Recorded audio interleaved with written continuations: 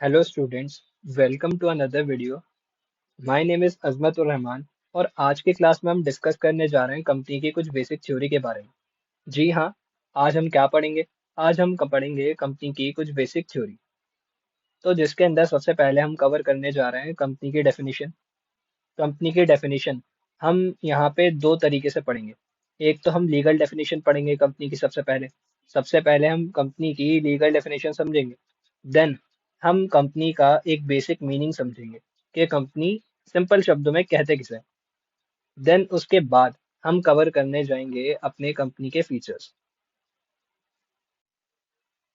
तो चलिए बच्चों, आज की क्लास को स्टार्ट करते हैं। सबसे पहला टॉपिक हमारा क्या होने वाला है? Definition of company. जी हाँ, सबसे पहला टॉपिक हम क्या पढ़ने जा रहे हैं आज की क्लास में? डेफिनेशन ऑफ कंपनी, यानी लॉ की भाषा में एक लीगल टर्म कंपनी है क्या। तो जो कंपनी की डेफिनेशन दी है वो दी है हमारे कंपनीज एक्ट 2013 ने। कौन से एक्ट ने दिए, कौन से लॉ ने दिए? Companies act 2013। As per the companies act 2013, company is defined as follows, यानी कंपनी को हमने कुछ इस तरह डिफाइन कर। Company means a company. देखो कितनी बढ़िया डेफिनेशन दी है। कंपनी क्या है? एक कंपनी है। कंपनी क्या है? एक कंपनी है। देखो कितनी आसान डेफिनेशन दे रहे हैं यहाँ पे। Company means a company incorporated under this act, incorporated under this act और एनी प्रीवियस कंपनी लॉ। देखो बच्चे यहाँ पे ध्यान से समझना आप कंपनी की डेफिनेशन। कंपनी क्या है? Company means a company, company एक कंपनी है जो कि इनकॉर्पोरेट हुई है। देखो यहाँ पे इनकॉर्पोरेटेड, ये जो वर्ड है ना इनकॉर्पोरेटेड, इसका मतलब समझना बहुत जरूरी है। इसका मतलब है यहाँ पे रजिस्टर्ड। इसका मतलब क्या है यहाँ पे? रजिस्टर्ड। यानी कंपनी एक ऐसी कंपनी है जो कि रजिस्टर्ड हुई है अंडर दिस एक्ट, यानी कंपनीज एक्ट 2013 के हिसाब से। और और एनी प्रीवियस कंपनी लॉ, यानी कंपनीज एक्ट 2013 एक कंपनी लॉ है। इसके अंदर कोई भी कंपनी रजिस्टर्ड हुई है, यानी कंपनीज एक्ट 2013 के हिसाब से कोई भी कंपनी रजिस्टर्ड हुई है तो वो कंपनी कहलाएगी। और कंपनीज एक्ट 2013 से पहले जितने भी प्रीवियस कंपनी लॉ हैं, जितने भी क्या हैं? प्रीवियस कंपनी लॉ, अगर उनके अकॉर्डिंग भी कोई कंपनी रजिस्टर्ड हुई है ना तो उसे भी क्या बोलेंगे? हम कंपनी बोलेंगे। अच्छा सर, आपकी इस बात में हमें ये वाली बात कुछ समझ नहीं आई। तो इस बात को समझने के लिए एक एग्जांपल लेंगे। जैसे मान लो एक कंपनी 100 साल पुरानी है, वो आज भी ऑपरेट कर रही है। ऐसे बहुत सारे आपको एग्जांपल मिल जाएंगे जो कि कंपनीज 20 साल, 30 साल, 40 साल इससे भी पुरानी पुरानी है। मान लो टाटा के बारे में बात करते हैं, ठीक है। टाटा की कुछ कंपनीज हैं जो कि 2013 से पहले से ही इनकॉर्पोरेटेड है, यानी 2013 से पहले बिजनेस में है वो इंडिया के अंदर। तो बताओ क्या वो कंपनी नहीं कहलाएंगी? सर बिल्कुल, क्यों नहीं कहलाएंगी? कंपनी कहलाएंगी वो। तो यही बात तो यहाँ पे लिखी है। Company means a company which is incorporated under this act, जो कि इस एक्ट के अकॉर्डिंग इनकॉर्पोरेट हुई है। या फिर एनी प्रीवियस कंपनी लॉ, जो कि पुराने कंपनीज लॉ के हिसाब से इनकॉर्पोरेट हुई है। अच्छा सर, कंपनीज एक्ट 2013 हमारा करंट कंपनी लॉ चल रहा है, इससे पहले कौन सा कंपनी लॉ था? इससे पहले थे बच्चा हमारा कंपनी लॉ कंपनीज एक्ट 1956। तो जो कंपनी कंपनीज एक्ट 1956 के हिसाब से भी इनकॉर्पोरेट हुई है ना, उसे भी हम क्या बोलेंगे? कंपनी बोलेंगे। ठीक है ना? बताओ, आपको कंपनी की डेफिनेशन समझ आई? Company means a company which is incorporated under this act, यानी कंपनीज एक्ट 2013 और एनी प्रीवियस कंपनी लॉ, यानी कंपनीज एक्ट 1956। तो यही थी हमारी लीगल डेफिनेशन कंपनी की। अब सर, हमें इतनी डिटेल में नहीं समझना, हमें लॉ वाली डेफिनेशन नहीं लिखनी, हमें कुछ चाहिए बेसिक। ठीक है, हमें कुछ चाहिए बेसिक, तो आपको बेसिक भी मिलेगा। तो इसके ऑल्टरनेट में हम कंपनी का एक मीनिंग समझ सकते हैं। कंपनी का एक बेसिक मीनिंग, कंपनी का बेसिक मीनिंग क्या है यहाँ पे? It is an association of person. Company क्या है? एक एसोसिएशन ऑफ पर्सन है, यानी ग्रुप ऑफ पर्सन है, यानी कुछ पर्सन का ग्रुप साथ में आ रहा है। ग्रुप, कंपनी क्या है? एक ग्रुप है जिसके अंदर, जिस ग्रुप के अंदर वो जो पर्सन है वो क्या कर रहे हैं? कुछ कंट्रीब्यूशन कर रहे हैं। क्या कर रहे हैं वो? कंट्रीब्यूशन कर रहे हैं। या तो वो कंट्रीब्यूशन कर रहे हैं मनी का, या तो वो कर रहे हैं मनी का कंट्रीब्यूशन, या फिर मनी की वर्थ का कंट्रीब्यूशन कर रहा है, यानी मनी कंट्रीब्यूट नहीं कर रहा है लेकिन कुछ वैल्यूएबल कंट्रीब्यूट कर रहा है। क्या कर रहा है? कुछ वैल्यूएबल कंट्रीब्यूट कर रहा है, चाहे वो मनी नहीं है।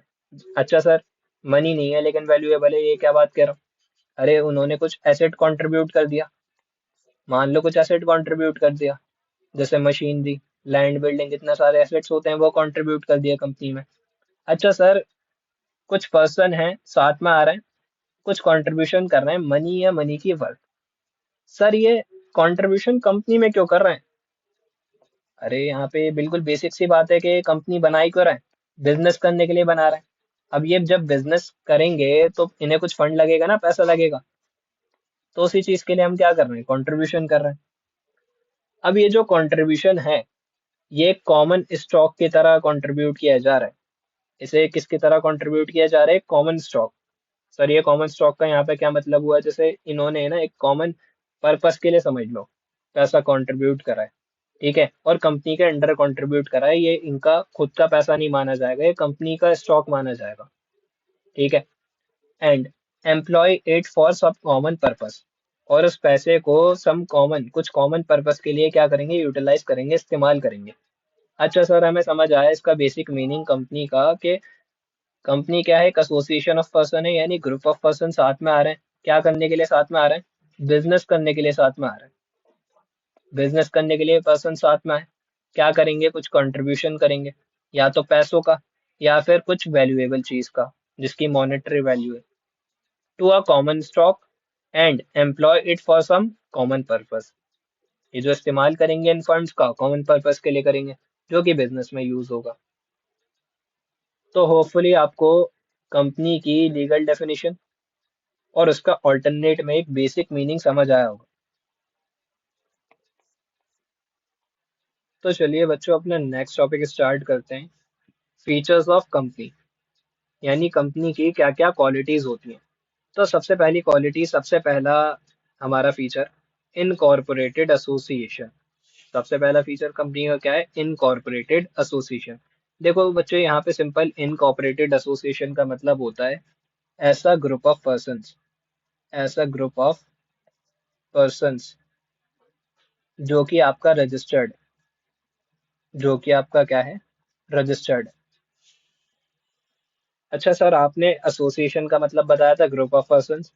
अब यहाँ पे एक ऐसा ग्रुप पर्सन का जो कि रजिस्टर्ड है, उसे हम क्या बोलेंगे? इनकॉर्पोरेटेड एसोसिएशन, ठीक है।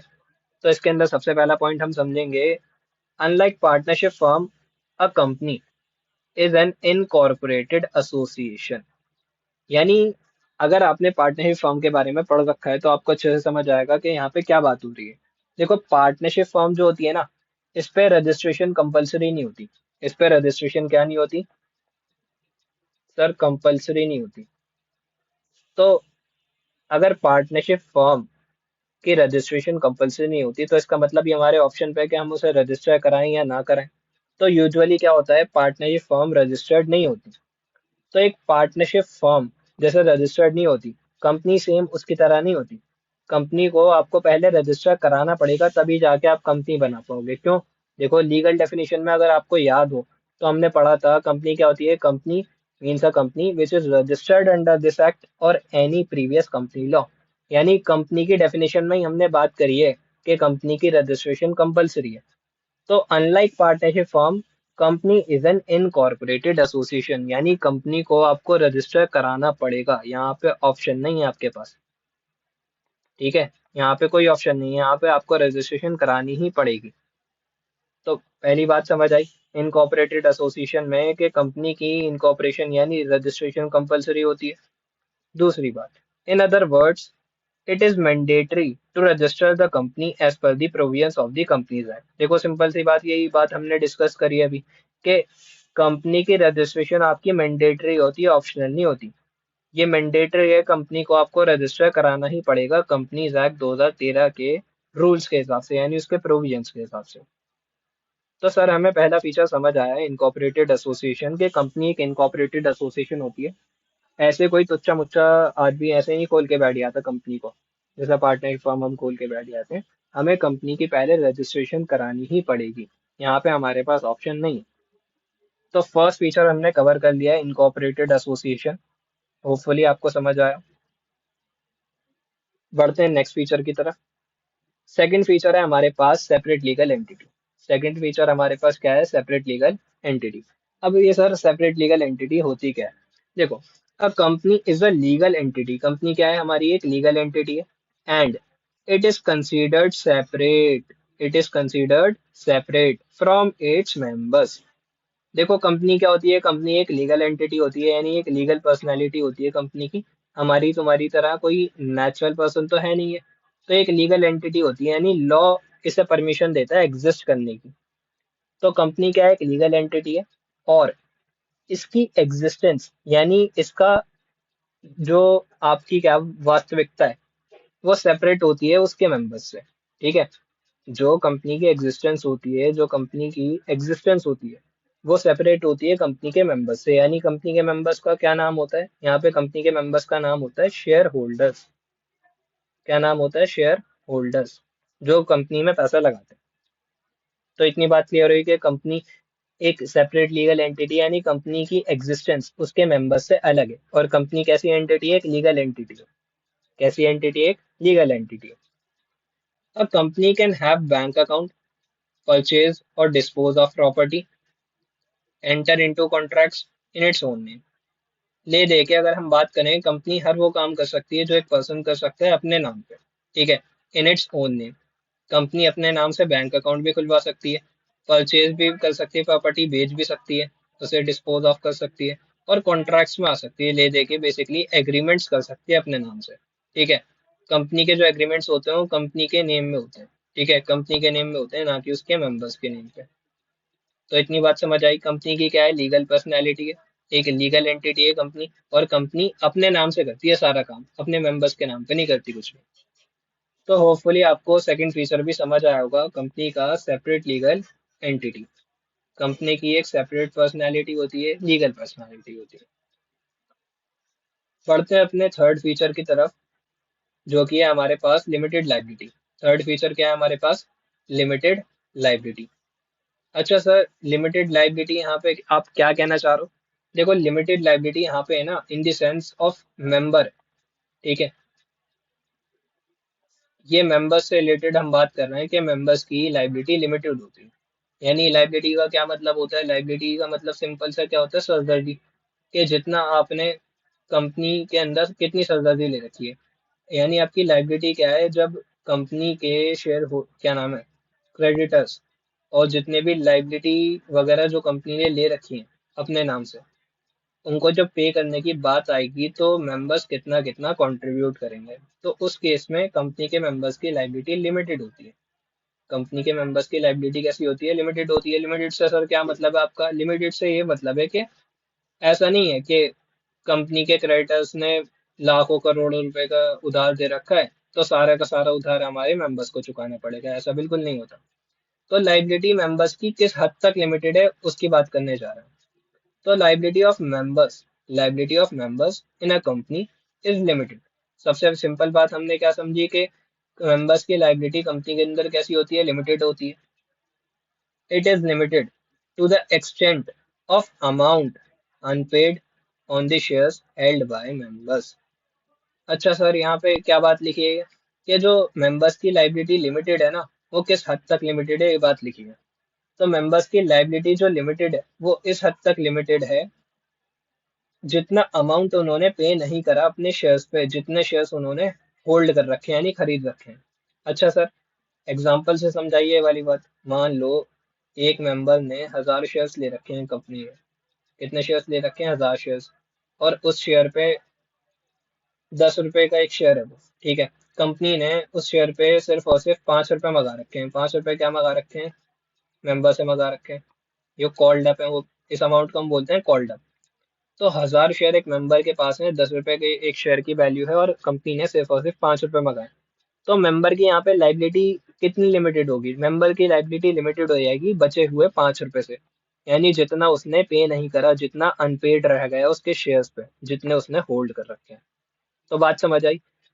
कंपनी में मेंबर्स की लाइबिलिटी लिमिटेड होती है, और लिमिटेड भी किस एक्सटेंट तक होती है? जितना अमाउंट उसका अनपेड है, जितना उसने पे नहीं किया कंपनी को। अब वो रीजन कुछ भी हो सकता है कंपनी ने मांगा ना, ठीक है ना। तो यहाँ तक बात समझ आई। लिमिटेड लाइबिलिटी फीचर समझ आया कि मेंबर्स की लाइबिलिटी कंपनी के अंदर कैसी होती है, लिमिटेड होती है। और लिमिटेड भी किस हद तक लिमिटेड होती है, जितना अमाउंट उन्होंने पे नहीं किया अपने शेयर्स पे, जितने शेयर्स उन्होंने होल्ड कर रखे हैं। तो होपफुली आपको थर्ड फीचर भी समझ आया होगा, लिमिटेड लाइबिलिटी। बढ़ते हैं अपने नेक्स्ट फीचर की तरफ। फोर्थ फीचर है हमारे पास परपेचुअल सक्सेशन। फोर्थ फीचर क्या है हमारे पास, परपेचुअल सक्सेशन। अब परपेचुअल सक्सेशन का सर मतलब क्या है यहाँ पे। देखो, परपेचुअल सक्सेशन का एक सिंपल सा मतलब बताऊंगा, आप अपने दिमाग में बैठा लेना, ठीक है। यहाँ पे परपेचुअल सक्सेशन का मतलब है मेंबर्स चाहे तो मरे चाहे वो जिए, मेंबर्स चाहे तो मरे चाहे तो जिए, कंपनी को कोई लेना देना नहीं है, कंपनी को कोई लेना देना नहीं है। अच्छा सर, ये कैसी बात कर रहा हो, पर मेंबर्स मरे या जिए कंपनी को कोई लेना देना ही है। थोड़ा सा डिटेल में समझते हैं। The existence of company is not affected by the death, lunacy, insolvency, etc. of the members।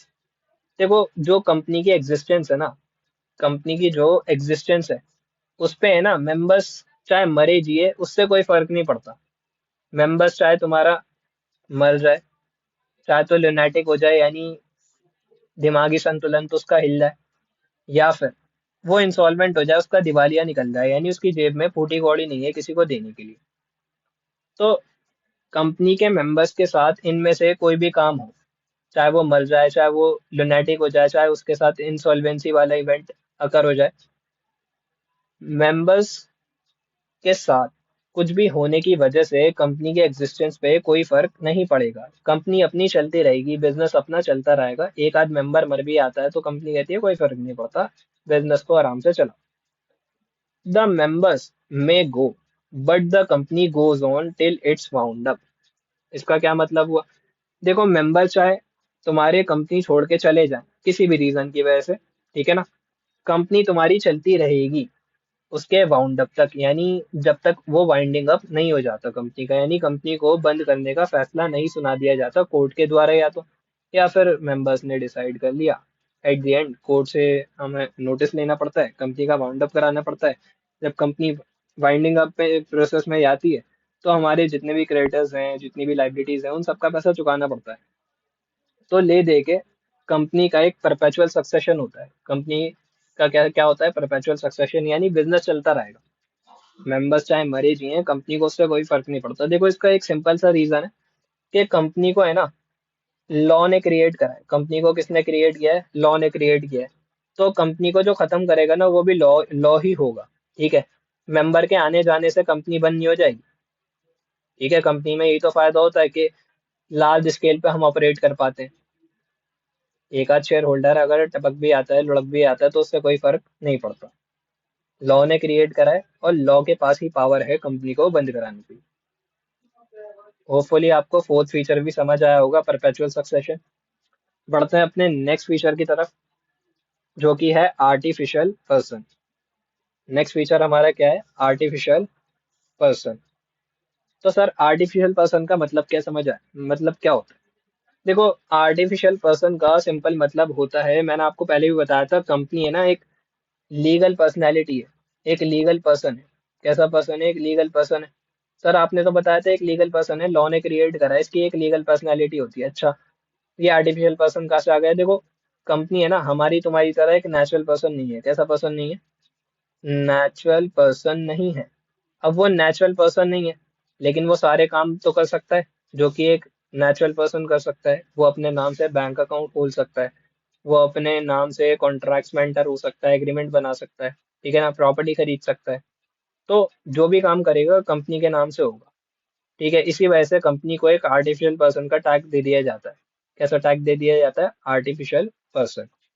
तो कंपनी क्या है, company is an artificial person as its members, its existence is not caused by natural birth. यानी हमारी तुम्हारी तरह naturally पैदा नहीं होती है, ठीक है ना। जैसे एक नेचुरल पर्सन 9 मंथ्स की प्रोसेस में के बाद पैदा होता है, वैसे आर्टिफिशियल पर्सन कोई प्रोसेस नहीं लगती। इसको कौन क्रिएट करता है, अभी बताया था मैंने आपको थोड़ी देर पहले, इसे लॉ क्रिएट करता है। इसे कौन क्रिएट करता है, लॉ क्रिएट करता है, और लॉ के पास ही पावर होती है इसे खत्म करने की। It is created by law and law alone can bring an end to its life. यानी जो कंपनी को क्रिएट करता है वो कौन होता है, वो लॉ होता है। और लॉ ही अकेला इसकी लाइफ यानी कंपनी को बंद कर सकता है, खत्म कर सकता है, कंपनी की एग्जिस्टेंस को खत्म कर सकता है। तो कंपनी कैसी पर्सन होती है, एक नेचुरल पर्सन तो है नहीं, तो किसे बना दिया गया, इसे एक टैग दे दिया गया आर्टिफिशियल पर्सन का। कैसा टैग दे दिया गया इसे, एक आर्टिफिशियल पर्सन। होपफुली आपको फिफ्थ फीचर भी समझ आया होगा। बढ़ते हैं अपने नेक्स्ट फीचर की तरफ, जो कि हमारे पास है कॉमन सील। लास्ट फीचर है हमारा आज की क्लास का। तो common seal, sir common seal का मतलब क्या है? देखो कॉमन सील है ना, कुछ नहीं है, ये कंपनी के है ना ऑफिशियल सिग्नेचर। ये कंपनी के क्या है, ऑफिशियल सिग्नेचर होते हैं। आपने स्टैम्प का नाम सुना होगा, जिसे देसी भाषा में ठप्पा भी बोलते हैं।